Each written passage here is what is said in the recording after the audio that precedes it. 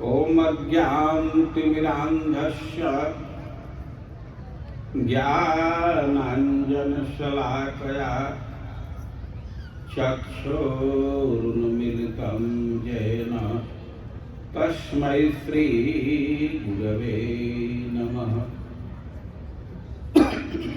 हे कृष्ण करुणा सिंधो दीनबंधो जगत्पते गोपेश गोपिका कांत राधा कांत नमस्तुते। जयतां सुरतोर्पंगोर मम मंदमतिर्गति मत सर्वस्वपदाम्भोज राधा मदन मोहनौ। तप्त कांचन गौरांगे राधे वृंदावनेश्वरी वृषभानुसुते देवी प्रणमामि हरिप्रिय। नमो महावदान्याय कृष्ण प्रेम प्रदायते कृष्णाय कृष्ण चैतन्य नाम्ने गौरदुषे नमः। श्री चैतन्य मनोभीष्टं स्थापितं येन भूतले सोऽयं रूपः कदा मह्यं ददाति स्वपदान्तिकम्। वैराग्ययुगभक्तिरसं प्रयत्नै अपाययन्मामनभीषुमन्धं कृपां बुधिर्यः परदुःखदुःखे सनातनं तं प्रभुमाश्रयामि। वाञ्छाकल्पतरुभ्यश्च कृपा सिन्धुभ्यैव च पतितानां पावनेभ्यो वैष्णवेभ्यो नमो नमः।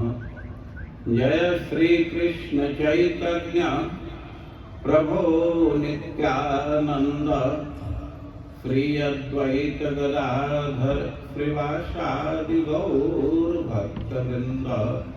हरे कृष्णा कृष्ण कृष्ण हरे हरे हरे राम राम राम हरे हरे।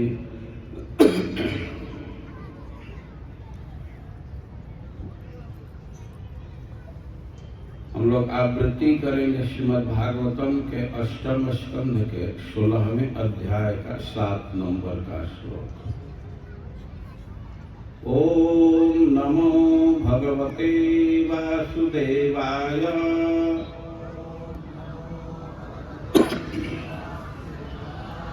ओम नमो भगवते वासुदेवाय।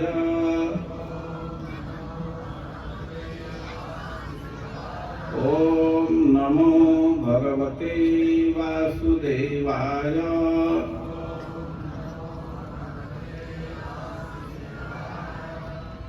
गृहेषु येषु अतिथयः न अर्चितः सलिलः अपि यदि निर्यान्ति ते नूनं फेरुराज गृह उपमः। गृहेषु येष्वतिथयो गृहेषु येष्वतिथयो नार्चिता सलिलैरपि यदि निर्यान्ति ते नूनं फेरुराज गृहोपमः गृहेषु ये स्वतिथयो नार्चिता सलिलैरपि यदि निर्यान्ति ते नूनं फेरुराज गृहोपमः गृहेषु ये स्वतिथयो नार्चिता सलिलैरपि यदि निर्यान्ति ते नूनं फेरुराज गृहोपमः गृहेषु घर पर जेषु जिस अतिथयः अनामंत्रित मेहमान नहीं अर्चितः स्वागत किए गए सलिलः अपि कम से कम एक गिलास जल दे करके यदि निर्यान्ति वापस चले जाते हैं ते ऐसा गृहस्थ जीवन नूनम निसंदेह फेरुराज सियारों का गृह घर उपमा सदृश। अनुवाद और तात्पर्य श्रील प्रभुपाद के द्वारा। अनुवाद: जिन घरों में मेहमान एक गिलास जल भेंट किए गए बिना वापस चले जाते हैं तो वे घर खेतों के उन बिलों के समान है जिनमें सियार रहते हैं।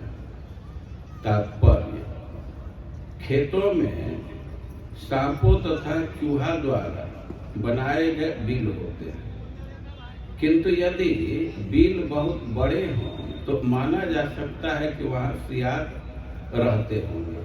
निसंदेह ऐसे घरों में कोई आश्रय लेने नहीं आता। इस तरह मनुष्यों के घर जिनमें अतिथियों का ठीक से स्वागत नहीं किया जाता वे सियारों के घरों के समान है। जगत गुरु श्रील प्रभुपाद की।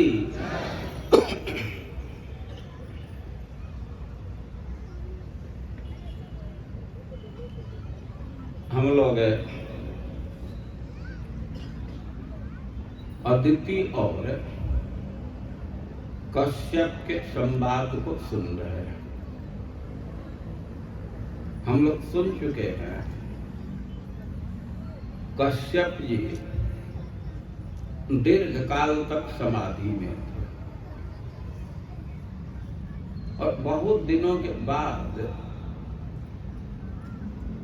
जब समाधि से उपरत हुए, जब समाधि का व्युत्थान हुआ तो वे अदिति के आश्रम पर आए, अदिति के घर पर आए। लेकिन वहां कोई उत्सव का चिन्ह नहीं था, कोई भी खुशहाली का लक्षण नहीं दिख रहा था। यद्यपि अदिति पति के घर पर आने पर देश काल के अनुसार खूब अच्छा से सत्कार की।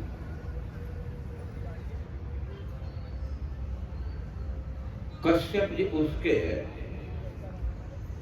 सत्कार को स्वीकार भी किए, लेकिन वे देख रहे थे कि उसके मुख पर खुशहाली नहीं है, वे बिल्कुल उदास है।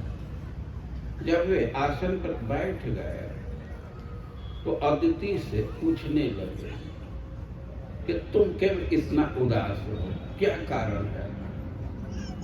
तो अदिति कुछ कह नहीं रही है और ये कई एक संभावना को पूछ रहे हैं। कल हम लोग सुने कि वे पूछ रहे हैं कि ऐसा तो नहीं है कि समाज में ब्राह्मणों पर कोई संकट आ गया है या धर्म का ह्रास हो गया है या जनता पर कोई विनाश तो नहीं आ गया, कोई बहुत भारी दुर्घटना तो नहीं हो गई, तो क्यों उदास हो? वो चुपचाप है। फिर वे प्रश्न कर रहे हैं कि क्या घर में कोई अभाव है,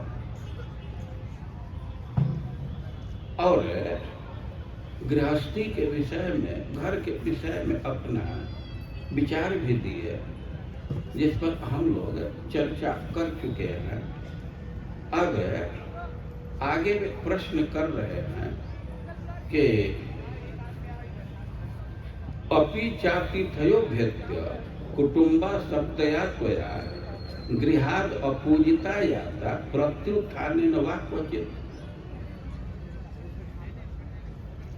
कि कहीं ऐसा तो नहीं हुआ कि तुम घर के काम में मन लगाई हो, उसमें आसक्त हो, और घर पर कोई अतिथि आया और बिना सत्कार प्राप्त किए चला गया, प्रत्युत्थाने वा क्वचित्, विधिवत सत्कार नहीं कर पाई, तो भी क्या ऐसा हुआ कि कोई अतिथि आया और खड़ा होकर के भी उसका सत्कार नहीं कर पाई? और अब इसी क्रम में एक बात कह रहे हैं कि गृहेषु ये तिथय, जिस घर में अतिथि का जल से भी सत्कार नहीं किया, तो वह घर तो सियारों के घर के समान है।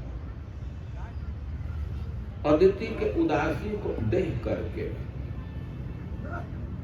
कश्यप जी प्रश्न कर रहे अतिथि सत्कार के विषय में। गृहस्थों के लिए या किसी के लिए अतिथि सत्कार की बहुत भारी महिमा है।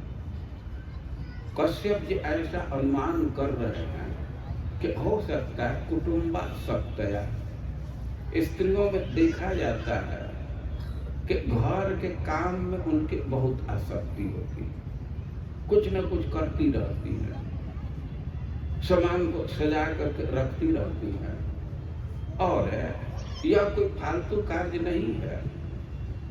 श्रीमद् भागवतम में ही स्त्रियों के धर्म का निरूपण किया गया है, तो वहाँ लिखा गया है कि घर का जो बर्तन है धो करके, पोंछ करके, सजा करके रखना चाहिए। स्त्रियों के धर्म ही है, और स्त्री के स्वभाव में भी देखा जाता है कि इन सब कार्यों में उनका मन लगता है। तो कह रहे कुटुंबा सप्तया, अब परिवार में आसक्ति के कारण कहीं ऐसा तो नहीं हुआ कि कोई अतिथि आया और गृहाद अपूजिता जाता, उसका समुचित सत्कार नहीं हो पाया। और समुचित सत्कार की बात क्या है? खड़ा होकर के भी तुम सत्कार नहीं कर पाए। क्या इस कमी के चलते, इस त्रुटि के चलते तुम उदास हो? और ऐसे प्रश्न कर रहे। अतिथि सत्कार एक महत्वपूर्ण तथ्य है। ऐसे गृहस्थी के जीवन के विषय में कहा गया है कि उन पर 5 ऋण रहता है, या उनसे 5 जगह हिंसा बनती है। आज के संस्कृति में तो हम निश्चय पूर्वक नहीं कह सकते, लेकिन जो प्राचीन संस्कृति है और उसके अनुसार लिस्ट दिया गया है। मार्जन झाड़ू लगाने में कर्षणे खेत जोतने में या ढेकी चलाने में या उफल में कुछ वस्तु धान कूटने में या दूसरा चीज कूटने छांटने में या चूल्हा में या उद्कुंभी जल रखने के स्थान पर रोज ही कुछ हिंसा बढ़ जाता है, कुछ न कुछ जीव जंतु की हत्या हो जाती है। जो लोग खेत में काम किए होंगे तो उनको अनुभव है, बरसात के दिन में बहुत सारे जीव जंतु आश्रय लेते हैं। केंचुआ जैसे कई एक प्राणी खेत में ही रहते हैं, और कोई गृहस्थ हल चलाता है तो कई एक केंचुआ का या दूसरे प्राणी की हत्या हो जाती है। झाड़ू लगा रहे हैं तो छोटे छोटे प्राणी की हत्या हो जाती है, उनको कष्ट पहुंचता है।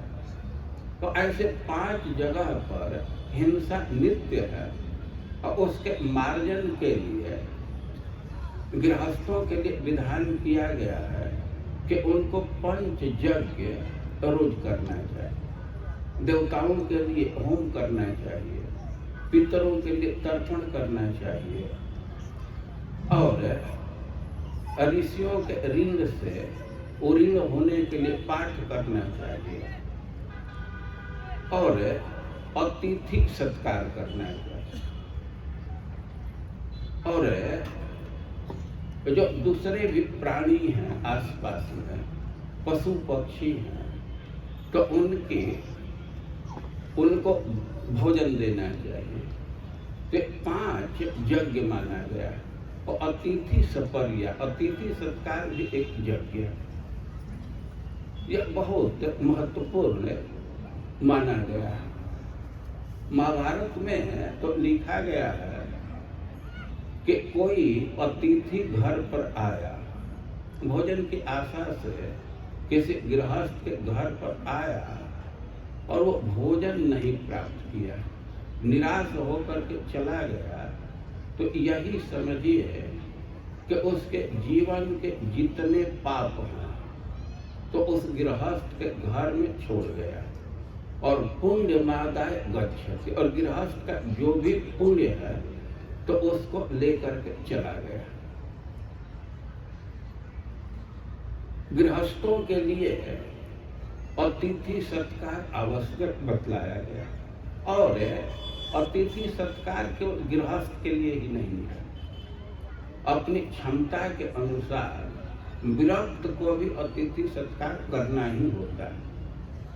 ऐसा देखा जाता है कि जो बिल्कुल विरक्त संत हैं, रोटी मांग करके लाते हैं, तो वे भी भोजन करने के पहले एक बार देख लेते हैं कि कोई आसपास में भूखा तो नहीं है। श्रील प्रभुपाद जी और स्थान की स्थापना किए हैं, और मंदिर अधिकारियों को निर्देश दिए हैं कि उनको ख्याल रखना चाहिए कि 10 किलोमीटर के अंदर कोई भूखा तो नहीं रह गया। इसलिए मंदिर में प्रायः खिचड़ी या कुछ मटका रहता है, फुट लाइट चलता रहता है।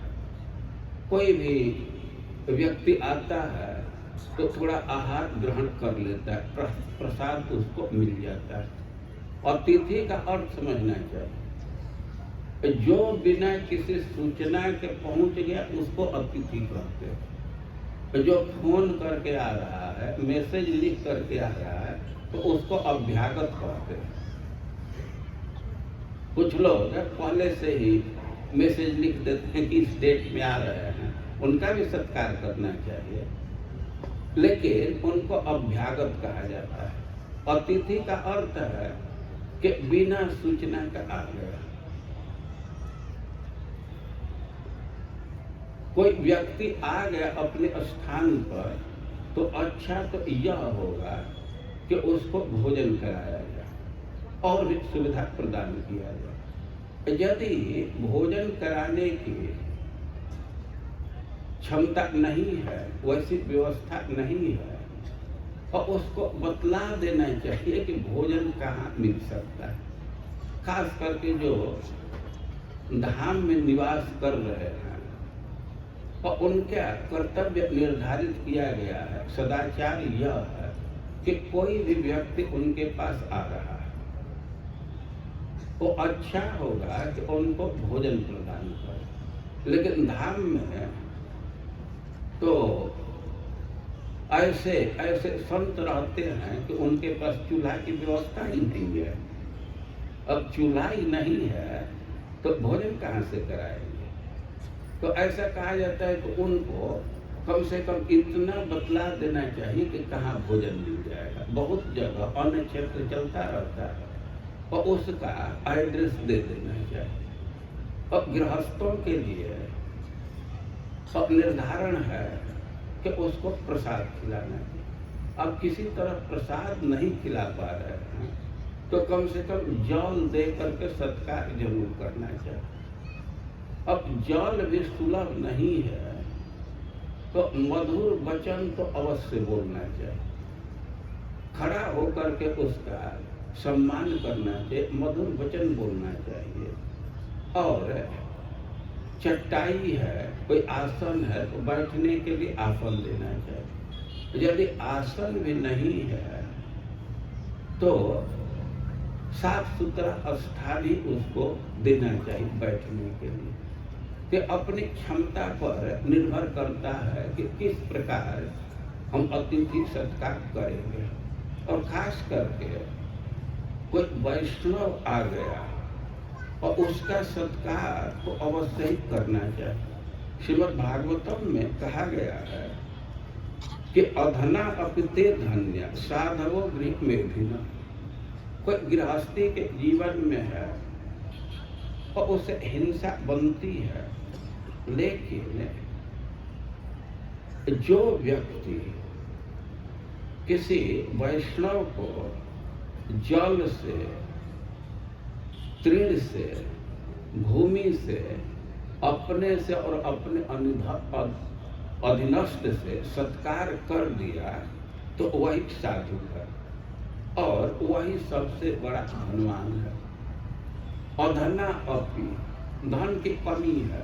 अब धन की कमी है, संसाधन की कमी है तो भोजन तो नहीं दे पाएगा, लेकिन जल प्रदान किया, ये खड़ा होकर के सत्कार किया, अपने को अर्पित कर दिया, देह से सेवा करने के लिए तैयार है, या उसके अंडर में, उसके अधीन कोई नौकर हैं या उसके पुत्र हैं, उसके पत्नी है और उनको सेवा में लगा दिया तो निर्धन होने पर भी वास्तव में वही धनी व्यक्ति है, वही धन्य है, सब प्रकार के संपदा से युक्त है। और दूसरी तरफ कि व्यालालय द्रुमावय ते अप्यारिक्त संपदा। हो सकता है कि किसी किसी के पास बहुत बहुत संपदा, कई लोगों के पास बहुत बहुत संसाधन है, ये कह रहे हैं और दिखता है वो समाप्त होने वाला नहीं है, खाली होने वाला नहीं है। ऐसा होता है। हम एक भक्त से बात कर रहे थे, उनका लड़का थोड़ा विवाह करने में आनाकानी कर रहा था, अनिच्छुक था, कुछ उसके अपनी समस्या थी और वो माता पिता हमको कह रहे थे कि उसको कहिए विवाह कर ले, और उस क्रम में कह रहे थे कि किस चीज की कमी है।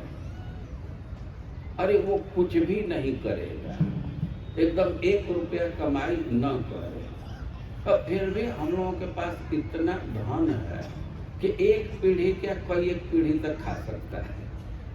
ऐसे वे स्पष्ट कह रहे थे, यहाँ श्लोक में कह रहे हैं कि अरिक्ता, इतना संपत्ति है कि खाली होने वाला नहीं, समाप्त होने वाला नहीं है।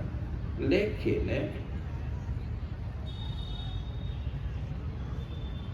यद गृहास तीर्थ पादीय पाद तीर्थ विवर्जित।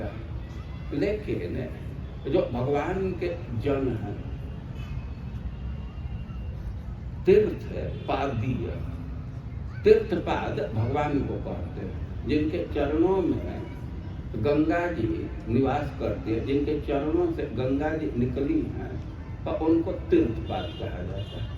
और तीर्थपाद के आश्रित जो हैं उनको तीर्थपादीय, और पाद तीर्थ विवर्जित है। तो ऐसे भक्तों के चरण धोवन से वर्जित है। कभी उनका चरण धोवन जिस घर में नहीं गया तो कह रहे कि ब्याला में द्रुमा वैसे, तो वह घर तो वैसा है जैसे कोई बड़ा वृक्ष है और उस पर सांप डेरा डाले हुए। कोई ऐसा वृक्ष होता है कि उस पर सांपों का डेरा होता है। अब सांप के भय के चलते वहाँ कोई व्यक्ति जाता नहीं है। तो जो घर अतिथि वैष्णवों से रहित है, उनका कभी सत्कार नहीं हुआ, तो वे तो सांपों के घर के समान है।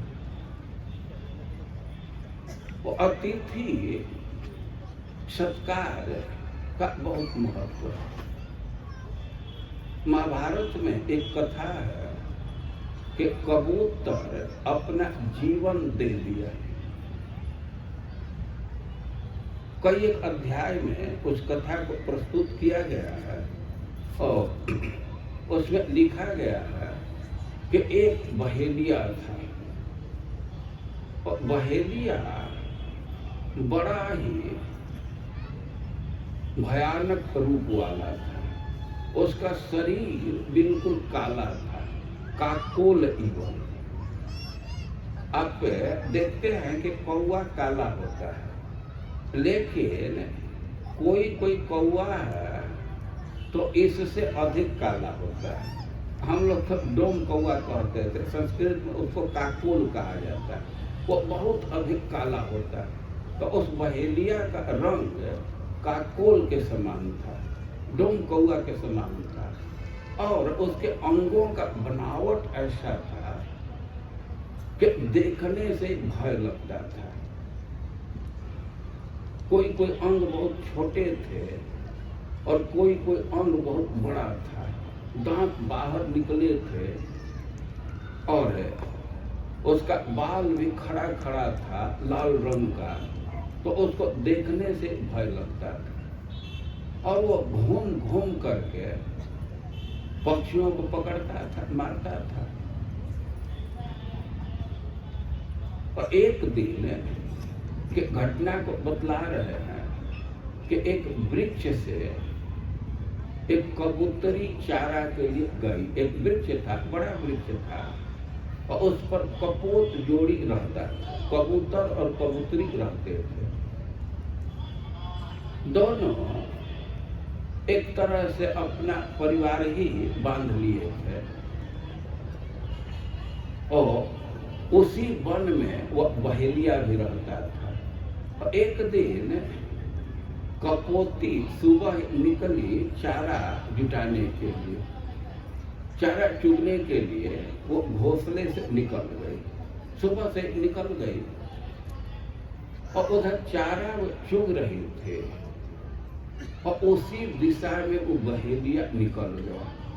बहेलिया पक्षियों का शिकार करने के लिए निकला, और उसी समय वो आंधी पांधी आने लगा, जोर की हवा बहने लगी, सब जगह बादल छाने लगा, और ऐसा बादल छा गया कि कहीं कुछ अब दिखाई ही नहीं दे रहा था, और जोर से वर्षा होने लगा। अब वर्षा के जल से तो सब जगह पानी भर गया, और हवा तेज चल रही थी, तो बिल्कुल ठंड हो गया। अब उस स्थिति में जो कबूतरी थी उसका तो पंख फड़फड़ाने लगा, और हवा के वेग से वो धरती पर गिर गई। वो बहेलिया उसी क्षेत्र में गया था, और बहेलिया भी शीत के मारे कांप रहा था और सब जगह पानी भर गया। अब कोई रास्ता नहीं सूझ रहा था, वो किधर जाए और इसका वो निर्णय नहीं कर पा रहा था। अब उस स्थिति में सोचा कि अब तो घर लौट जाना चाहिए। थर थर कांप रहा था और घर लौटने के क्रम में ही देखा कि एक कबूतरी पड़ी है रास्ते में, फड़फड़ा रही है। वो इतना क्रूर था कि खुद ही थर कांप रहा, लेकिन कबूतरी को देख करके उसको अपने जाल में रख लिया, उसको हाथ लपका करके पकड़ा और अपने जाल में रख लिया और फिर अपने घर के तरफ बढ़ने लगा। अब रास्ते में देख रहा है कि सब जगह जल भरा है। आंधी तो समाप्त हो गया, बादल भी समाप्त हो गया, लेकिन भीगा था, बहुत कांप रहा था और कहीं रास्ता का पता नहीं चल रहा था। और आगे बढ़ते बढ़ते तब तक सूर्यास्त का समय हो गया। अब तो कहीं कुछ नहीं दिख रहा था, तो अब वह निर्णय लिया कि कहीं वन में ही आज रात बिता लेना चाहिए। और चल रहा था, देखा कि एक बहुत बड़ा वृक्ष है और उसी वृक्ष के नीचे गया। वहां देखा कि एक पत्थर भी है और सबसे पहले वो वृक्ष के यहाँ जा करके और परमिशन लिया। वो बहेलिया था, लेकिन फिर भी वो जा करके कहा वृक्ष के नीचे कि जो व्यक्ति इस वृक्ष के अधिदैव हैं तो हम उनसे आश्रय चाहते हैं, हम यहीं निवास करेंगे। तो एक तरह से परमिशन ले करके वहीं तो रुक गया और वो वृक्ष के नीचे खड़ा है, लेकिन उसके जाल में तो कबूतरी है। अब वहां वो गया तो कबूतर विलाप कर रहा था। कबूतर उसे वृक्ष के ऊपर बैठा था और वह कह रहा था कि अपि स्वस्ति भवेत् तस्या प्रियाया मम कानने। वो कबूतर बहुत चिंतित था कि सुबह से ही कबूतरी चारा चुनने के लिए गई है और सूर्यास्त हो गया, रात्रि हो गया और अब तक वो लौटी नहीं। वो बहुत चिंतित था। तो वह देवता से, भगवान से प्रार्थना कर रहा है कि अपि स्वस्ति भवेत् तस्य प्रियाया मम कानने, क्योंकि हमारी प्रिया, हमारी पत्नी वन में गई है, तो हे देवगण उसका मंगल हो। तया विरहितम हृदम शून्य मध्य गृहम मम। उसके मंगल की कामना कर रहा है कि ठीक से रहे। और वह कहने लगा कि तया विरहित, कबूतरी के अभाव में, पत्नी के अभाव में, तो एकदम शून्य गृहम मम, ये जो हमारा घर है तो एकदम बिल्कुल सुना लग रहा है। ये तो सुना साना है। और वो कह रहा है कि कोई व्यक्ति गृहस्थी में है और पत्नी नहीं है तो उसके लिए सब शून्य होता ही है। पुत्र पौत्र वधू भृत्य आकीर्णमपि सर्वतः। ऐसा संभव है कि घर में सब जगह सब लोग हैं, बेटा है, पतोह है, नाती है या बहुत से सेवक भी हैं और वे भरे हैं घर में, लेकिन भार्याहीनम गृहस्थस्य शून्यमेव गृहम भवेत्। लेकिन पत्नी घर में नहीं है तो घर शून्य ही होता है, बिल्कुल सुना लगता है गृहस्थ के लिए, सबके रहने के बावजूद भी। अरे भाई सब लोग हैं तो घर सुना क्यों लगेगा। तो कह रहे हैं कि न गृह मिथ्याहु। अरे बिल्डिंग को घर नहीं कहा जाता, गृहिणी गृहमुच्यते। और पत्नी है, घर वाली है, उसी को घर कहते हैं। गृहम तो गृहिणी हीनम अरण्यम सदृशम मतम। जिस घर में, जिस बिल्डिंग में पत्नी नहीं है तो वो तो वन के समान होता है। यदि सा रक्त नेत्रांता चित्रांगी मधुरस्वरा और दिनायात में कांता न कार्य जीवते न। वह विचार कर रहा बोल रहा है कि इतना समय बीत गया, वो मधुर बोलने वाली और चित्रांगी, जिसके शरीर सुंदर है, अंग सुंदर है, कई रंग के है, रक्त नेत्रांता, जिसके नेत्र के अंतिम भाग किनारा लाल लाल है, और दिनायांत में कांता न कार्य जीवते नहीं, और अब तक वो हमारी प्रिया नहीं आई, तो अब तो हमें जीवित रहने का भी अधिकार नहीं है, अब जीवन का कोई मतलब नहीं है। अपने पत्नी का, उस कबूतरी का गुण का स्मरण कर रहा है, न भूखते मैं अब भूखते, पर कि जब तक मैं खा नहीं लेता था और तब तक वो भोजन नहीं करती थी, और या नास्नात स्नातिक शुभ्रता, और हमको स्नान कराए बिना वे स्नान नहीं करती थी। नातिष्ठते उपतिष्ठेत, मैं जब तक बैठता नहीं था तो बैठती नहीं थी, और सेते का साहित्य मई, हमारे सोने के बाद ही वह सोती थी। हृष्टे भवति सा हृष्टा, जब मैं प्रसन्न रहता था, हम खुश हैं तो वह भी खुश हो जाती, और दुखिते में दुखता, और हम किसी शोक में हैं, किसी दुख में हैं, तो वह भी दुखी दिखती थी। प्रोसिते दीन बदना, मैं कहीं दूर चला जाता था तो खिन्न हो जाती थी, उसका मुख खिन्न हो जाता था। और क्रोधे च प्रिय बादिनी, यदि मैं क्रोध भी करता था, मैं तो क्रोध में बहुत डांटता था, कटु वचन बोलता था, लेकिन हमारे क्रोध करने पर भी प्रिय बादिनी, वह मधुर बोलती थी। पतिव्रता, पति गति, पति प्रिय हिते रहता, हमको ही अपना सर्वस्व मानती थी, हमारे हित में रहती थी। और जस्य तादृशी भार्या धन्या स पुरुषो भोई, कह रहे हैं कि जिसको ऐसी पत्नी मिली जो पति के हित में रत रहती है, उसी को अपना सर्वस्व मानती है, तो वह व्यक्ति तो पृथ्वी पर धन्य है। तो भूमि धन्य सह पुरुष, पत्नी अनुकूल है, सेवा परायण है, तो पृथ्वी पर वह व्यक्ति धन्य है।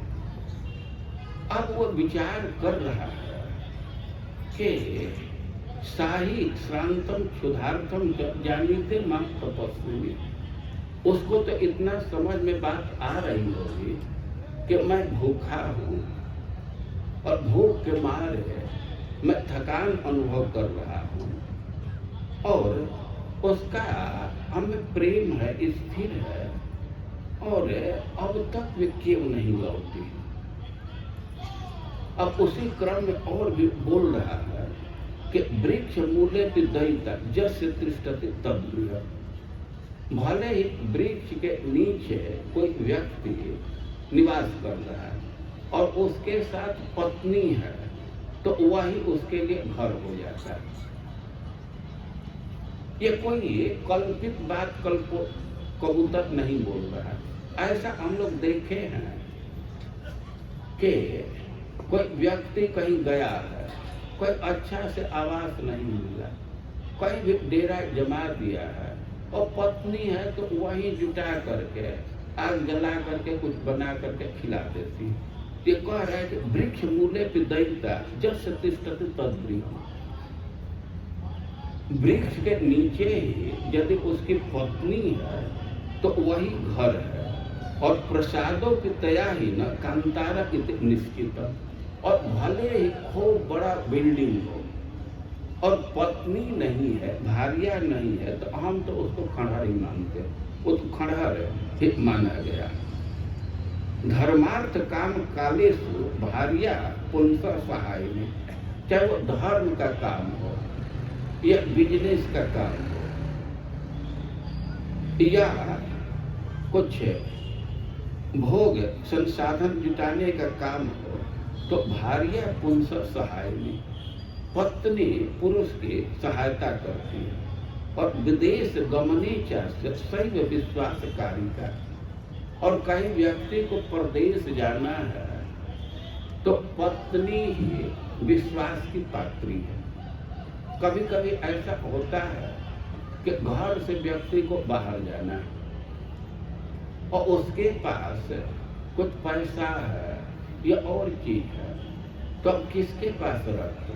पत्नी के पास रखेगा तो सुरक्षित रहता है। कुछ दूसरे को दे दिया तो पता नहीं तो मिलेगा कि नहीं मिलेगा। तो कह रहे हैं कि विदेश गमने च सैव विश्वास कारिका। व्यक्ति विदेश में चला गया तो उस समय पे विश्वास करने लायक वही है। भार्या ही परमो ह्यर्थ पुरुषस्य पठ्यते। अरे इस संसार में तो पत्नी को एक सबसे बड़ा संसाधन बतलाया गया, वही सबसे बड़ी सुविधा है। और सहाय से लोक यात्रा सहाय भी देखा जाता है कि व्यक्ति बिल्कुल असहाय हो जाता है, लेकिन फिर भी पत्नी साथ में रहती है। कई लोगों को देखा गया है कि किसी कठिनाई से एकदम असहाय हो गए, लेकिन पत्नी सेवा में लगी रहती है। तथा रोगा विभूतस्य नित्यम कृच्छ्रगतस्य च नास्ति भार्या श्रमं किंचित् नरस्यार्थस्य भेषजम्। वो कबूतर कह रहा है कि रोगा विभूतस्य, कोई व्यक्ति रोग से अभिभूत हो गया या किसी दूसरे कठिनाई में चला गया तो नास्ति भार्या श्रमं किंचित् नरस्या तस्य भेषजम्। कोई दुखी व्यक्ति है, दुखी मनुष्य है, तो उसके औषधि तो पत्नी के समान कोई दूसरा नहीं है। और जिस व्यक्ति के घर में पत्नी नहीं है, माता नहीं है, तो घर में रहने का कोई मतलब नहीं, उसको तो वन में चला जाना चाहिए। और ऐसे में अपने पत्नी का स्मरण कर रहा है और पत्नी की महिमा को बोल रहा है। ध्यान रखना चाहिए कि बहेलिया वहाँ नीचे खड़ा है, कबूतर वृक्ष के ऊपर ये सब बोल रहा है और बहेलिया नीचे है और बहेलिया के जाल में कबूतरी फंसी हुई है, वो अपने जाल में रखा है और कबूतरी सब बात सुन रही थी। बहुत देर तक वो बोलता रहा, वो बात सुनी और अपने मन में विचार करने लगे कि अहोत धन अहोत सौभाग्या हम जस्या में दैता पति, कि हम कितनी सौभाग्यशालिनी हैं कि हमारा पति हमसे इतना प्रेम कर रहा है। असतो व सतो वापि गुणान्निव प्रभासते। अरे हमें हो या न हो, वो तो हमें गुण का ही दर्शन कर रहा है, उसी को बोल रहा है। तो बड़ा प्रसन्न हुई अपने पति के प्रेम से। लेकिन अब इसके बाद जाल में से, वे जाल में फंसी है, बाहर नहीं जा सकती है, और अपने पति से कहने लगे कि अजी केवल भाषण ही करेंगे, कुछ दिख रहा है, कौन नीचे खड़ा है, थोड़ा इधर भी ध्यान देंगे कि केवल बोलते ही रहेंगे। अब ऐसे बोली तो कबूतर का नीचे ध्यान गया कि केवल शोक में भाषण मत कीजिए, अपने कर्तव्य का भी ध्यान रखिए। आपके घर पर कौन आया है इस पर विचार कर रहे हैं, कभी पूछे कि उसकी क्या आवश्यकता है। अपनी पत्नी की बात सुना, वो कबूतर कहने लगा उस बहेलिए से कि हम आपकी क्या सहायता कर सकते हैं, आप हमारे घर पर आए हैं तो कोई आवश्यकता हो तो बतलाइए। वो बहेलिया कहने लगा कि इस समय हमें ठंड से बहुत कठिनाई है। पहले आप सुन चुके हैं कि वर्षा में भीग गया था, हवा चल रही थी, वो थर थर थर कांप रहा था। वो कबूतर से कहा कि आप कर सकते हैं तो हमारे ठंड निवारण का कुछ उपाय कीजिए। कबूतर तो विचार करने लगा कि कैसे इसके ठंड का निवारण किया जा सकता है। और आसपास से वो सूखा पत्ता खोज खोज करके लाया, इकट्ठा किया। सूखा पत्ता देख देख करके जो वृक्ष के डालों के नीचे पड़े थे जहाँ तहाँ से वो इकट्ठा किया, एक जगह जुटा दिया। पत्ता तो जुटा दिया, अब विचार करने लगा कि इसको जलाया कैसे जाए। तो वो देखा कि एक लोहार के आंगन में भट्ठी सुलग रही है। जो लोहा का काम करते हैं तो प्राय भट्ठी रखते हैं, लोहा को गर्म करते हैं, पीटते हैं। वो गया, अपने चोंच से अंगार उठा करके उस पत्ते पर डाल दिया। और पत्ते पर डाल दिया और पत्ते में आग लग गई। वो बहेलिया अपने शीत का निवारण कर दिया, आग तापने लगा। अब फिर कबूतर पूछता है कि हम अब आपकी और क्या सहायता कर सकते हैं, और कुछ आवश्यकता हो तो बतलाइए। वो बहेलिया कहने लगा कि हमको बहुत भूख लगी है, हमारे क्षुधा निवारण का कुछ उपाय करते तो बहुत अच्छा होता। अब तो कबूतर अपने जीवन को कोसने लगा कि हम लोगों के पास तो कोई संग्रह नहीं है, अब कैसे इसको भोजन कराया जाए। लेकिन अब उसके मन में विचार आया कि आग जल ही रहा है और ये तो कोई वेजिटेरियन व्यक्ति है नहीं, और इनको भोजन तो हम सुलभ करा सकते हैं। तो वो खुद ही आग में कूद गया। तो आग में कूद गया, हमको खा करके भूख का निवारण कर लेगा।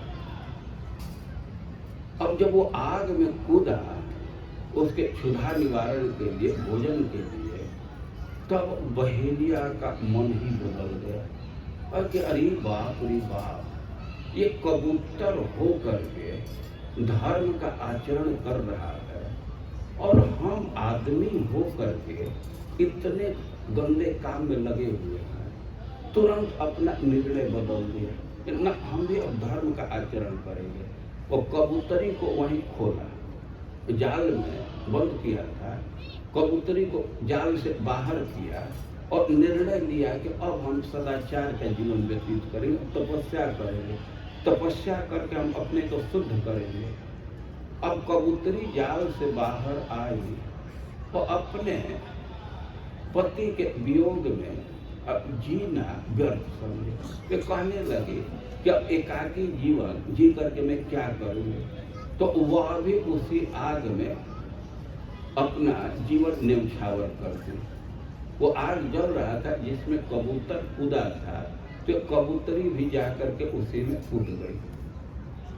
अब कबूतरी कूद गई और बहेलिया तो अब बड़ा दुखी हुआ कि हमारे चलते हमारे लिए इनका जीवन समाप्त हो गया। तो निर्णय लेने लगा कि हम तो अब सदाचार का जीवन व्यतीत करेंगे, तपस्या करके अपने को शुद्ध करेंगे।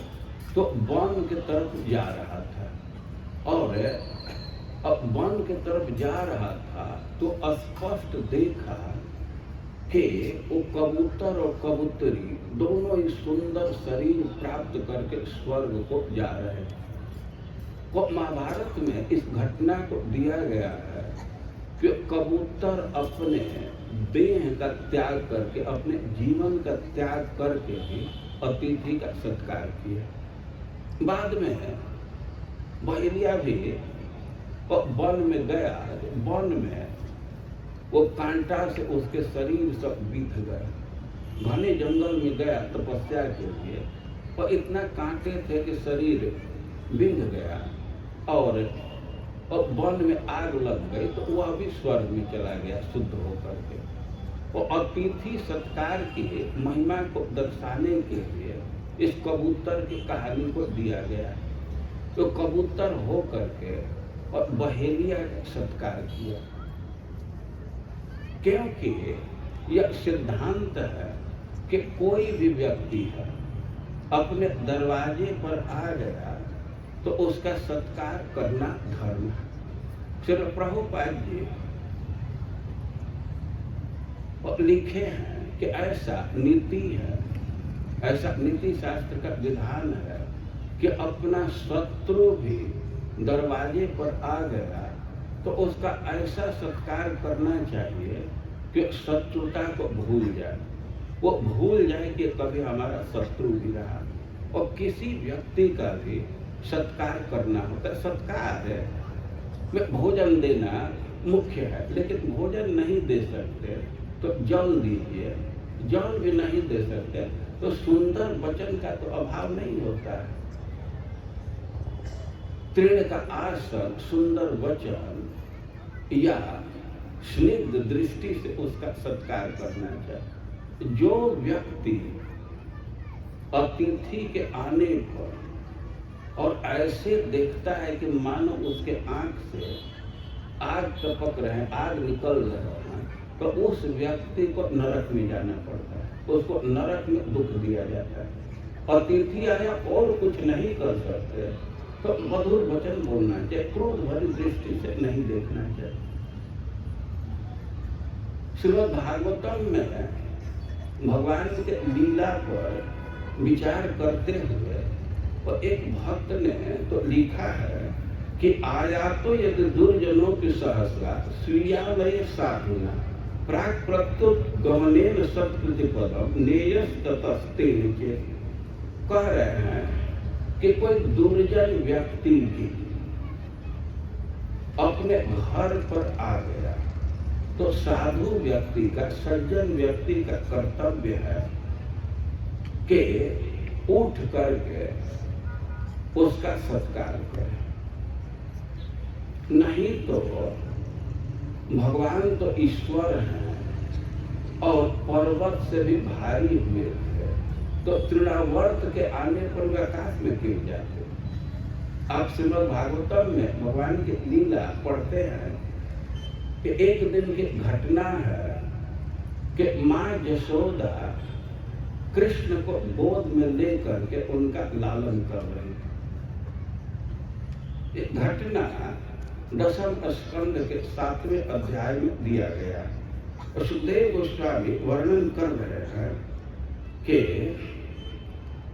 एकदा रोहमारूढ़ लालयन्ति सुतम सती।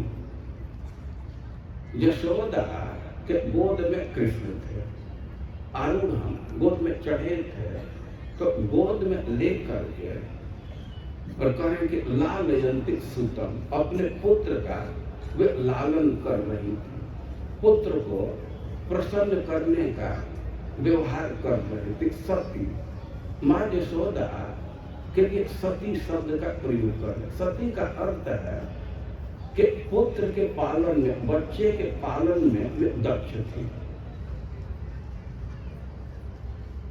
देखिए, बुरा मत मानिएगा, अवसर पा करके मैं कह रहा हूं कि कभी कभी बहुत खेद होता है।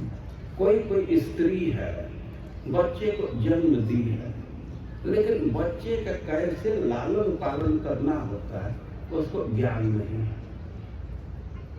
प्राय जो बूढ़ी स्त्रियां हैं तो सिखाती रहती हैं, लेकिन हम लोग देखे हैं कभी कभी गर्मी के दिन में कोई स्त्री अपने छोटे बच्चे को लेकर के जा रही है और बच्चे के सर पर कपड़ा भी नहीं रखी। गर्मी का दिन है, ये देख करके कष्ट होता है। हवा चल रहा है, छोटा सा बच्चा है और उसको टोपी भी नहीं पहनाई। माँ यशोदा के लिए कहें कि सती। सती कहने का अर्थ है कि छोटे बच्चे का कैसे पालन करना होता है, तो इस विषय में बहुत दक्ष है। लालयन्ति, कृष्ण का उम्र लगभग 1 साल का था और गोद में लेकर के उसका लालन कर रहे। लालन करने का अर्थ है कि पहले गोद में भी स्तनपान कराई, अब बच्चा जब दूध पी लिया तो उसको बार बार चूम रही है, उसके सिर को चूम रही है, ललाट को चूम रही है और कभी कभी अपनी छाती से उसको लगा लेती है। बच्चे को छाती में लगाना माता पिता के लिए बहुत भारी सुख है, तो बार बार छाती से लगा रही है। उसके कुछ बाल जो ललाट पर आए हैं तो उंगली से उसको ऊपर करके और कृष्ण के ललाट को चूम रही है और उसके मुख को बार बार देख रही है। मुख को देखने में माँ यशोदा को बहुत सुख का अनुभव हो रहा है और माँ यशोदा कोई सुख का अनुभव नहीं हो रहा है। कृष्ण गोद में है और उनको देखने के लिए दूसरे पशु पक्षी भी माँ यशोदा के नजदीक आने लगे, माँ यशोदा को घेर करके खड़े हो गए। अब कृष्ण के दर्शन के लिए और गाय वहां जुट गई। अब माँ यशोदा तो ऐसे बच्चे को खुश करने के लिए गायों को देख करके थोड़ा इशारा की कि बाबू गाय चराने जाइए, गाय में जाएंगे। अब इतना कही और तब तक कृष्ण उधर ही हाथ लपकाने लगे, भाव प्रकट करने के। हाँ, मैं गायों के साथ जाऊंगा, गायों के साथ जाऊंगा। वे अद्यपि बोल नहीं रहे थे, लेकिन माता अपने बच्चे की भाषा को समझती। अब तो माँ उसको बार बार कहने लगी, ना बेटा, ना बाबू, अभी तुम्हारा उम्र नहीं है, गाय में भेजूंगी, बाद में भेजूंगी, अभी तुम गोद में रहो, अभी गाय चराने का उम्र नहीं है। तो ऐसे बार बार वो बोल रही है और तब तक आकाश में पक्षी मुड़राने लगे। वे कृष्ण के मुख को देखना चाहते हैं। अब माँ यशोदा कृष्ण का ध्यान गायों से हटाने के लिए एक बार कह दी कि पक्षी के साथ जाओगे, उड़ोगे। वो माँ यशोदा तो गायों से ध्यान हटाने के लिए ऐसा कर, अब कृष्ण ऊपर ही हाथ करने लगे, हाँ जाएंगे, आकाश में जाएंगे, उड़ेंगे। अब इतना बार बार आग्रह कर रहे थे कि बच्चे के आग्रह को देख करके माँ ऐसे थोड़ा सा उसको आकाश में फेंकी, फिर रोक दी। वो तो सोची कि जो पक्षियों के साथ जाने का आग्रह कर रहा है तो इसको मिटाने के लिए एक बार थोड़ा आकाश में उछाल देती हूँ। अब कृष्ण को उछाली और फिर हाथ में रोक दिए। कृष्ण हंसने लगे, पहले तो रो रहे थे, तो माँ यशोदा भी खुश हुई, लेकिन अब कृष्ण एक बार से संतुष्ट नहीं हुए। अब चाह रहे थे कि बार बार ऐसे करे और ऐसे उछाल रहे थे, रोक रहे थे। कृष्ण बड़े प्रसन्न थे और कह रहे हैं कि लालयंती, वो विविध प्रकार से बच्चे का लालन कर रहे थे और गरिमानम शिशोर बोधु न से गिरपुटवत। और तब तक अब वह देखने लगे, वो अनुभव करने लगे कि कृष्ण का वजन बढ़ रहा है। ये कृष्ण तो बड़े भारी हो गया, बेटा बहुत बच्चा बहुत भारी हो गया और ऐसे भार का अनुभव कर रही है। और तब तक यह स्थिति आ गई कि अब बच्चे को गोद में रख ही नहीं सकती। अभी तो बच्चे को ऐसे आकाश में फेंक रही थी, रोक रही थी, जैसे कोई फूल फेंकता है, वैसे हल्का अनुभव हो रहे थे। अभी उनका भार इतना बढ़ गया कि ओढ़ू न से गिरपुटो। अब माँ यशोदा की स्थिति हो गई कि बच्चे को गोद में धारण ही नहीं कर सकती। कृष्ण वैसे भारी लगने लगे जैसे गिरिकूट। ऐसा लग रहा था कि किसी पर्वत का, गिरी का कूट हो, शिखर हो। कोई पर्वत होता है और उसका शिखर होता है। और कृष्ण क्योंकि यशोदा के विषय में कह रहे हैं कि गिरिकूट हुआ, तो ऐसा अनुभव करने लगे कि मानो किसी पर्वत का शिखर हो, इतना भार का अनुभव करने लगे। यह एक अर्थ किया गया कि गिरिकूट हुआ। कूट कहते हैं ढेरी को। ढेरी मतलब किसान खेती करते हैं और हार्वेस्टिंग के समय, दौरी के समय दौरी करके और अनाज को इकट्ठा कर देते, स्तूप जैसा बना देते हैं, तो उसको कूट कहते हैं। आप लोग किसानों को नहीं देखे होंगे, तो गिरिराज जी का जो भोग लगता है तो उसको अन्नकूट कहते हैं। तो अन्न का ढेरी होता है, अन्न का कूट। गेहूं का ढेरी है, धान का ढेरी है, या चना का ढेरी है।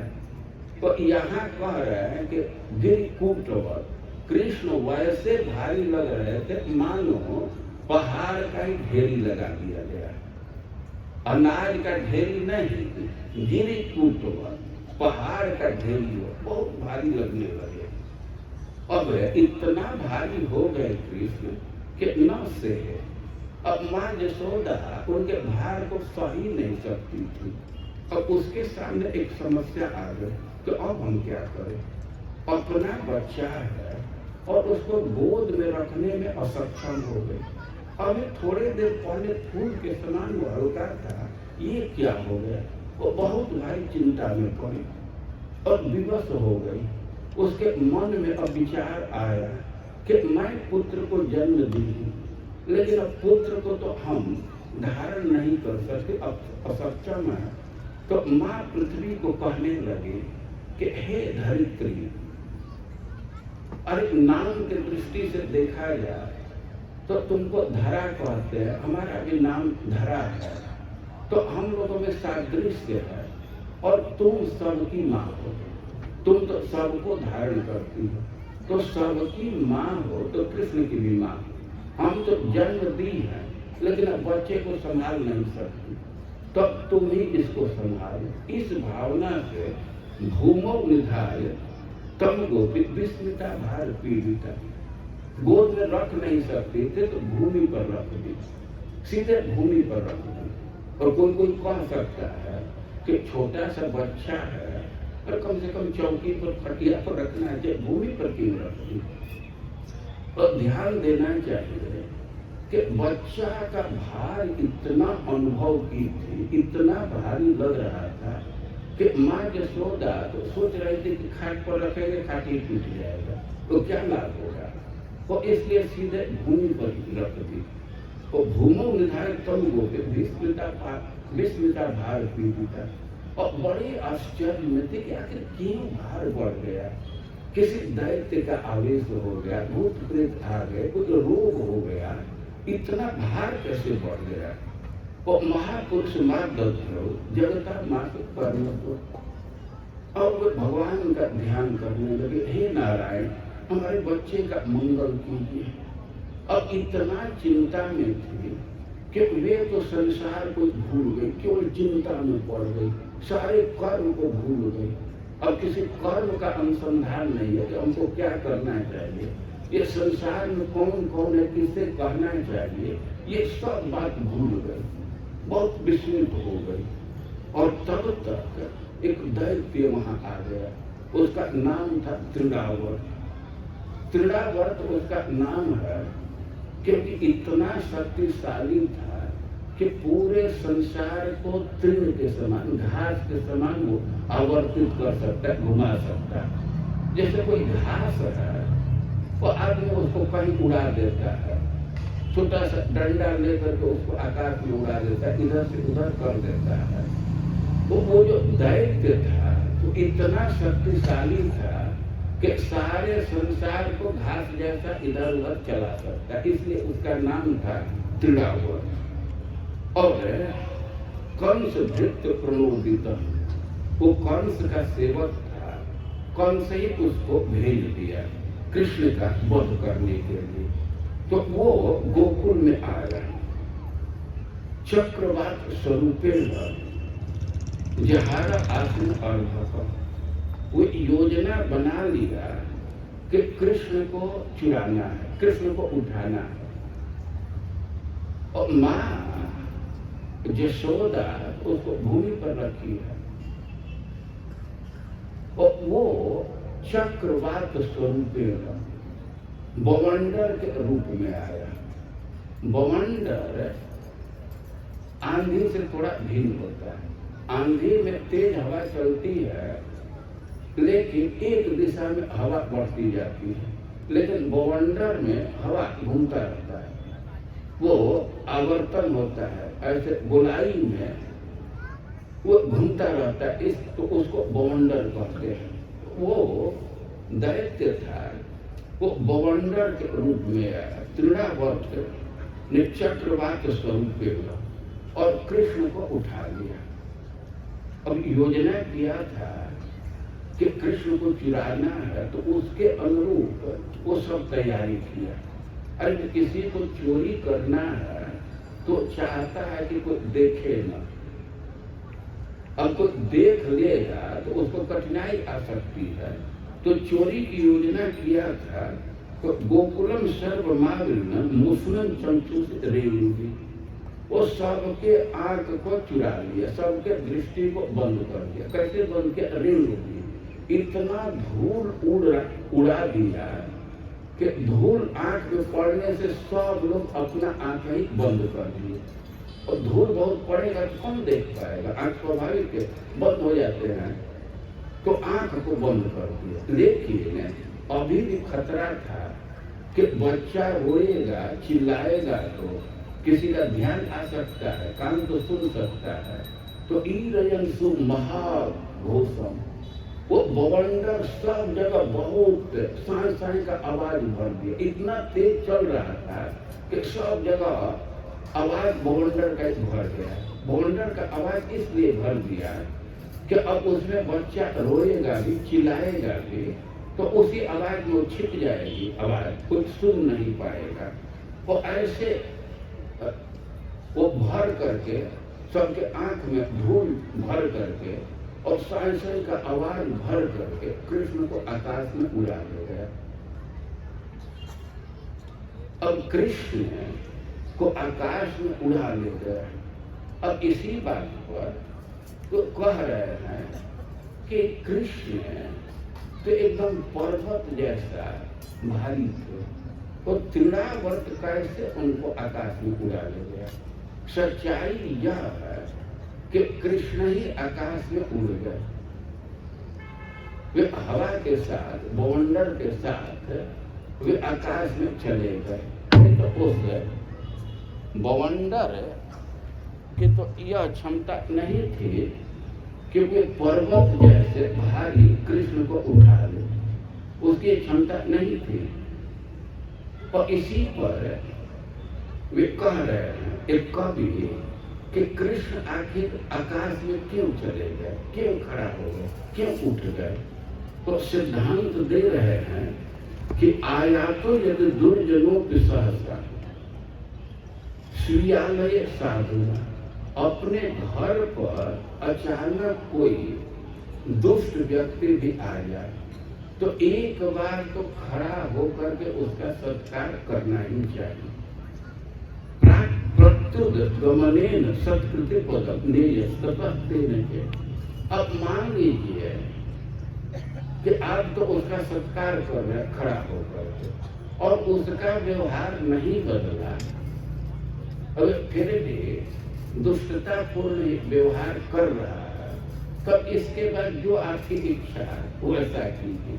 लेकिन एक बार दुष्ट व्यक्ति भी अपने घर पर आ गया तो खड़ा होकर के सत्कार करना चाहिए। एक कह रहे कि मानो कृष्ण इसी सिद्धांत की स्थापना के लिए वे आकाश में चले गए, धरती से उठ गए। नहीं तो पर्वत के समान भारी थे और वो दैत्य तो दृढ़ है, वो कैसे उठा पाता। और भगवान ऊपर गए, उठ गए, लेकिन ऊपर जा करके फिर अपने भार को बढ़ाने लगे। उसका कारण था कि जब तृणावर्त कृष्ण को आकाश में ले गया, वो आंधी आ गया, तो माँ यशोदा को तो मन में ऐसा कभी विचार नहीं आया कि आंधी बवंडर कृष्ण को उड़ा ले जाएगा, क्योंकि कृष्ण के भार का वो अनुभव की थी। तो उनके मन में तो कल्पना ही नहीं था कि वैसे भारी बच्चे को बवंडर उड़ा ले जाएगा। लेकिन बवंडर चल रहा था तो इनका पत्थर बहुत उड़ रहे थे और वो शरीर में लग रहे थे तो कष्ट हो रहा था। माँ यशोदा तुरंत चिंतित हुई कि छोटा सा बच्चा है, उसका त्वक तो बिल्कुल कोमल है और ऐसे सरकरा का इकड़ी का व्यवचार जा रहा है तो उसको बहुत कष्ट होता होगा। तो तुरंत दौड़ करके आई, वहां तुरंत दौड़ करके आई जहां रखी थी तो वहां खोजने लगी, लेकिन वहां कृष्ण मिले नहीं। अब तो इधर उधर देखने लगी और सब जगह आंधी भर गया था, बौंडर धूल भर गया था, रज भर गया था, तो कृष्ण नहीं दिख रहे। और कृष्ण के दिखने की बात तो दूर है, कोई नहीं दिख रहा था। इतना घना रज का वो प्रभाव था।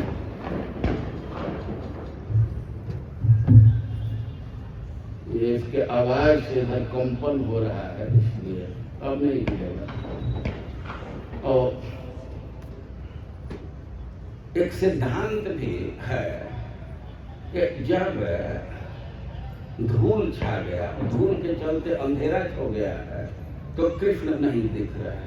तो एक कवि कहते हैं कि जब इंद्रियों पर, गोकुल पर रजोगुण और तमोगुण घेर लेता है, तो भगवान का दर्शन नहीं होता, कृष्ण का दर्शन नहीं होता। और माँ यशोदा अपने तरफ से खोजने का प्रयास की, लेकिन कृष्ण दिख नहीं रहे हैं। और कृष्ण के दिखने की बात तो दूर है, इतना धूल उड़ रहा था कि अपना अंग भी नहीं दिख रहा था। तो बड़ी चिंतित हुई। सुखदेव गोस्वामी कह रहे हैं कि माँ यशोदा की तो स्थिति हो गई कि जैसे कोई नव प्रसूता बछड़ा मर जाए और गाय दुखी होती, वैसे माँ यशोदा की स्थिति हो गई। कोई गाय बछड़ा दी है और उसका निधन हो जाए, मृत्यु हो जाए, तो जैसे गाय रोने लगती है, इधर उधर दौड़ने लगती है, तो वैसे माँ यशोदा बहुत दुखी हो गई, बहुत दौड़ने लगी और इधर उधर रो रही है। लेकिन इतना आवाज चल रहा है कि कोई सुन नहीं रहा। आंधी का इतना आवाज है कि माँ यशोदा के रोने की आवाज कोई नहीं सुन रहा है। और भगवान ऊपर गए, लेकिन ऊपर जाकर के अपना भार बढ़ाने लगे। जब तक ऊपर ले जा रहा था, तब तो भगवान उसके साथ उड़ते जा रहे थे। लेकिन जो ही मथुरा के तरफ स्टीयरिंग घुमाया, अब वृंदावन से और मथुरा के तरफ जाने का प्रयास किया, भगवान समझ गए तो अपना भार बढ़ाने लगे। अब इतना भार बढ़ा दिया कि ढोने में असक्षम हो गया, उसकी गति धीमी हो गई। उसको संशय होने लगा कि मैं बच्चे को उठा करके लाया हूं कि कोई पत्थर ले दिया, ये तो हमसे भी अधिक भारी बच्चा लग रहा है, कि बच्चा तो इतना भारी नहीं हो सकता है। वो सोचने लगा कि हमसे भूल हो गई, बच्चे के बदले में कोई पत्थर उठा लिया। तो भगवान को तो ऐसे उठाया था, अब वो टच करने लगा कि बच्चा है कि पत्थर है। तो देख रहा है कि इसमें तो हाथ पैर है, तो बच्चा ही है। फिर सोचा है कि हाथ पैर है, बच्चा तो इतना भारी नहीं हो सकता है। ऐसा संभव है कि पत्थर में ही हाथ पैर की आकृति हो। ये बच्चा हाथ पैर जैसा दिख रहा है, वास्तव में तो पत्थर है। तो वो सोचा कि पत्थर ले जाकर के हम क्या करें। वो सोचा कि यहीं से गिरा दे। अब भगवान को गिराना चाह रहा है। भगवान के छोटे बच्चे 1 साल के, अब भय के मारे उसको गर्दन को कचक करके पकड़े, उसको कष्ट होने लगा। तो और वो जल्दी से गिराना चाहे, भगवान ने बड़े जोर से उसके गर्दन को पकड़े, इतना जोर से पकड़े कि उसके मुख से आवाज भी नहीं आ रही। भगवान विचार करने लगे कि ब्रजवासी इतना दुखी है। जब धूल समाप्त हो गया, आंधी समाप्त हो गया, तो माँ यशोदा के आवाज को सुन करके कई गोपियां जुट गई और यशोदा के दुख को देख करके समझ गई कि कृष्ण के अभाव में इतना दुखी है। वे समझाने लगे कि धैर्य रखो, जैसे पहले कृष्ण पुतना के चंगुल से निकल करके आए, तो इस समय भी कृष्ण आ जाएंगे। तो सब समझा रही थी, लेकिन माँ यशोदा के साथ सब दुखी थे। अब ब्रजवासियों के दुख को देख करके तो भगवान विचार करने लगे कैसे उनका दुख दूर किया जाए। और भगवान वहाँ उपस्थित होना चाहते थे, लेकिन भगवान पहले की घटना से विचार कर रहे हैं कि पूतना के गिरने से तो बहुत भारी आवाज हुआ, ऐसा लगा कि लोगों का कान फट जाएगा। तो यह फिर पुनरावृत्ति नहीं करना, ऐसा कुछ नहीं हो जिससे ब्रजवासियों को कष्ट हो। तो इतना जोर से उसका गर्दन दबाए कि वो आवाज नहीं कर सकता और उसका प्राण ही निकल गया। और भगवान सोच रहे थे कि इसको गिराऊं कहाँ। पूतना तो गिरी तो 6 कोस का बगीचा ही ध्वस्त कर दी। ये कहीं गांव पर गिरेगा तो गांव ध्वस्त हो जाएगा। बाहर यदि इसको गिराता हूँ तो ब्रजवासियों को पता नहीं चलेगा, वे दुखी रहेंगे। तो भगवान विचार किए कि गांव के अंदर जो शिला है, गांव के अंदर ही ब्रजवासी कुछ पत्थर ला करके रखे थे, बड़ा बड़ा चट्टान, इसलिए कि बरसात के दिन में गायों को वहीं खड़ा करके दुहते थे। बरसात के दिन में तो मिट्टी गीला हो जाता है और पशु के खुर से वो मिट्टी धुलने लगता है। तो बरसात में गायों को खड़ा करने के लिए खास करके गोदोहन के समय बड़ा बड़ा पत्थर था। तो वही भगवान तृणावर्त को गिराए। अब गिराए तो उसका शरीर धूल धूल हो गया, कई टुकड़ा हो गया और भगवान आनंद से खेल रहे हैं। अब ब्रजवासियों का ध्यान गया, स्त्रियों का ध्यान गया, तो तुरंत कृष्ण को ला करके और माँ यशोदा के गोद में दे दी और एक स्वर से सबके मुख से निकला कि हिंसा तो पापे में खला विनष्ट। अरे ये पापी तो अपने पाप से मर गया और साधु समत्वे में भयात विमुच्यते।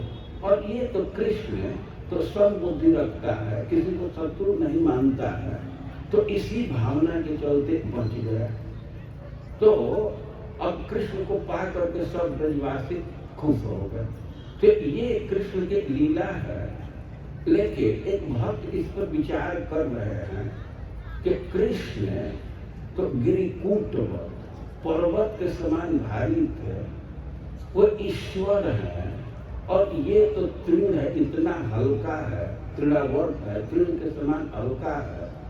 और कृष्ण उठ कैसे गए, कैसे ऊपर चले गए? तो सिद्धांत दे रहे हैं कि आया तो यदि दुर्जनों की सहसा, किसी के घर पर दुर्जन व्यक्ति भी आ जाए तो साधुना सज्जन व्यक्ति का कर्तव्य है कि खड़ा होकर के उसका सत्कार करे, उसका सत्कार खड़ा होकर के करे। अब सत्कार करने के बाद भी वो अपने दुष्टता को नहीं छोड़ता है, तो आगे उसके जो इच्छा उसको करे, मारे काटे जो करे, लेकिन एक बार खड़ा होकर के सत्कार करना चाहिए। तो श्रील प्रभुपाद जी लिखते हैं कि शत्रु भी दरवाजे पर आ जाए और उसका ऐसा सत्कार करना चाहिए कि भूल जाए कि कभी हमारा शत्रु भी रहा। तो हम लोगों का जो प्रसंग है और उसका मूल प्रस्तुति यह है कि कश्यप जी अपने पत्नी से पूछ रहे हैं, उसके उदासी को देख करके, उसके खिन्नता को देख करके उससे प्रश्न कर रहे हैं कि क्या ऐसा हुआ कि कोई अतिथि आया घर पर और तुम उसका जल से भी सत्कार नहीं कर पाए, क्यों इतना खिन्न? और सिद्धांत दे रहे हैं कि गृहेषु ज्येष्ठ तिथय अर्चिता सलिलय रत्नी नार्चिता सलिलय रत्नी यदि निर्यांत तेन फेर राज गृहोपम। वे कह रहे हैं कि किसी के घर पर कोई अतिथि आया और उसका जल से भी सत्कार नहीं किया गया और वह निराश होकर के चला गया, तो उस घर को वैसे ही समझना कि जैसे सियार का घर। फेरू गाय, फेरू सियार को कहते हैं, तो अंग्रेजी में जयकाल कहते हैं ना।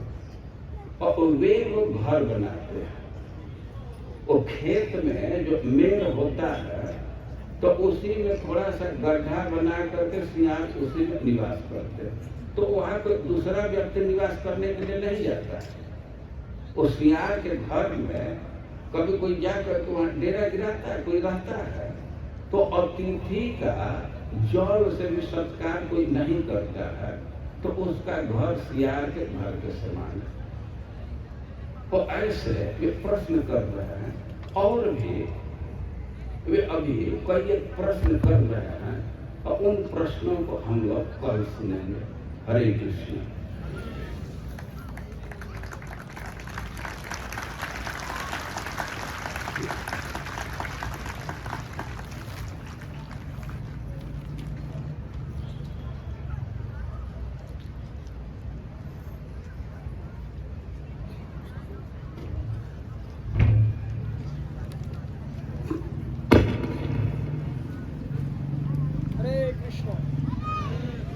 हरे कृष्ण कृष्ण कृष्ण हरे हरे हरे राम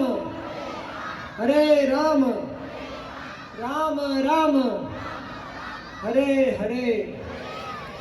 तो आज कथा का तीसरा दिन पूर्ण हुआ और मैं आशा करता हूँ सभी को एकदम दिव्य आनंद की अनुभूति हो रही है। महाराज श्री पिछले 3 दिन से हमें भागवत कथा अमृत का पान करा रहे हैं, तो महाराज जी का धन्यवाद प्रकट करते हुए एक बार सभी लोग हृदयपूर्वक और जोर से हरे कृष्ण महामंत्र